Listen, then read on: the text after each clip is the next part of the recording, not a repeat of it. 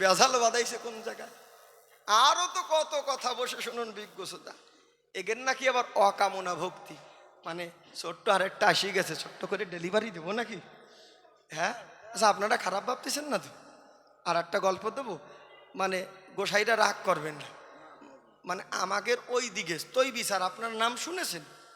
আমি মহোৎসবে গেছি আর কি, ওই দিন কবি গান ছিল। ওইখানে কি হয়েছে, এক বাড়িতে এক বৃদ্ধ লোক, আমার কথার প্রতি রাখবেন যোগ, পোতা করিছে। পোতা বোঝেন? পোতা বোঝেন না? এই হাঁটু সমান করে ঘরের যে ভিত করে ওইটারে পোতা কয়। এখন ওরা স্বামী স্ত্রী মতুবা, এখন মাথায় করে একজন মাটি বইছে আর একজন কুপায় কুপায় দিচ্ছে, কুপায় দেয় আর একজন মাটি ভরে নিয়ে যায় পোতায় ঢালে, আর একজন দুরমুস করতেছে, মানে স্বামীতে কুপাচ্ছে, ছেলেতে টানতিছে আর বউতে দুরমুস করতেছে, তিনজনাই একবারে গামি টাইমে অস্থির হয়ে গেছে।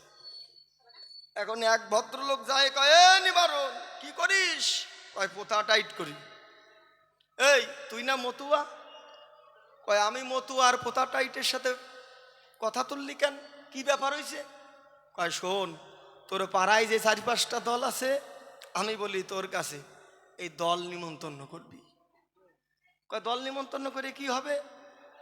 কয় ওই দল নিমন্ত্রণ করার পর দল যখন তোর ঘরে ঢুকবে, তোর বউরে শিকইয়ে দিবি বরণ ডালা গুরতি গুরতি গুরতি গুরতি যেন পোতার উপর দেয়, যাই ঘাই আরম্ভ করবে দেখবি 2 ঘন্টার মধ্যে দফা সারা হয়ে যাবে। এই বুদ্ধি কেউ সারে? সঙ্গে সঙ্গে যাইয়ে 4-5টা দল নিমন্ত্রণ করছে, আর গোসাইরা তো ওরে বাবারে এ লাভরা আর গ্যাট খাওয়ার জন্য আর কি, বুঝতে পারছেন? আচ্ছা এই জায়গায় আমার আর একটা যুক্তি আছে, গল্পটা পরে কইয়ে নি।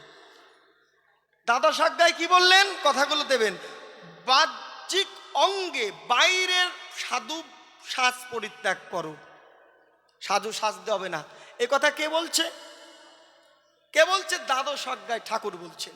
আচ্ছা তাহলে এই যে মতুয়াদের বড় বড় চুল, বড় বড় দাড়ি আর গলায় মালা, এ দেখে তো আমার ধরে যাচ্ছে অন্তরে জ্বালা। তাহলে ঠাকুর বলছে সাধু সাজ পরিত্যাগ করো বাইরে, তাহলে মতুয়ার গোসাই পাগল সাধুরা সাজে কেন? এটারও জবাব দিয়ে যাবা। এবার গল্পের মধ্যে যাই।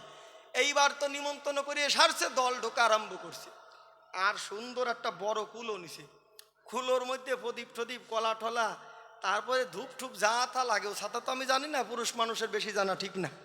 এখন বরণডালায় সাজাইয়ে এখন দল ঢুকতেছে, ওর বউ এরম উলু দিচ্ছে আর মাজা গুরতি গুরতি পাশা গুরতি গুরতি পোতার উপর নিছে। পোতার উপর নিয়ে যাইয়ে তো গাওয়ানো শুরু করছে। ধরো এই এবার গাও হবে আর কি। হ্যাঁ মানে বলছে জয় হরি বল, জয় হরি বল, জয় জয় হরি বল, জয় হরি বল, জয় হরি বল, জয় হরি বল, হরি বল, জয় হরি বল, হরি হরি বল। বল, জয়। এইবার ওই দলের ভিতর একজনার ছিল পোকলেনের মতো দাঁত। পোকলেন ঠিক পান তো? জিসি ফিজারে কয় এই রকম, ও সাথে আমার হবে না, এই রকম বেকানো। আর যেই করছে জয় হরি বল, হরি বল, জয় হরি বল, হরি বল, জয় হরি বল, আর ডাঙ্কার দড়ি দাঁতের সাথে বাজিয়ে গেছে। কি একটা ভেজালের মধ্যে পড়ছে, পোকলেনের মতো দাঁত তো বাজিয়ে গেছে। এখন যে ভদ্রলোক ডাঙ্কা গাওয়াচ্ছে জয় হরি বল, হরি বল, জয় হরি বল, হরি বল, আর যেই বুড়োর কর্তার দাঁত বাঁধিছে সে একাই লাফাচ্ছে জয় হরি বল, হরি বল, জয় হরি। এখন দাঁত বাঁধিয়ে গেছে, দাঁত টানাটানি করতেছে, করতে করতে মতুয়ারা গামছা পরে যায়, ওদের একটা ভালো স্বভাব আছে, গামছা পরে যায়, ভেতরে পড়ে নাই আন্ডার, সাথা গামছা গেছে খুলে। এখন ডাঙ্কাই বলতেছে জয় হরি বল, হরি বলে জয় হরি বল, নিচে নিচে করছে করছি না কব না, করছি না কব না, জয় হরি বল, হরি বলে জয় হরি, করছি না কব না। আর এই দিক 1.5 হাত পোতা টাইট হয়ে গেছে। এখন নিবারণে কয় কি যাক বুদ্ধিটি কাজ হইছে, আর কিছু হোক না হোক পোতা তো টাইট হইছে। আমার গোসাইরা রাগ করবেন না, আর কিছু না হোক পোতাটাই ঠয়।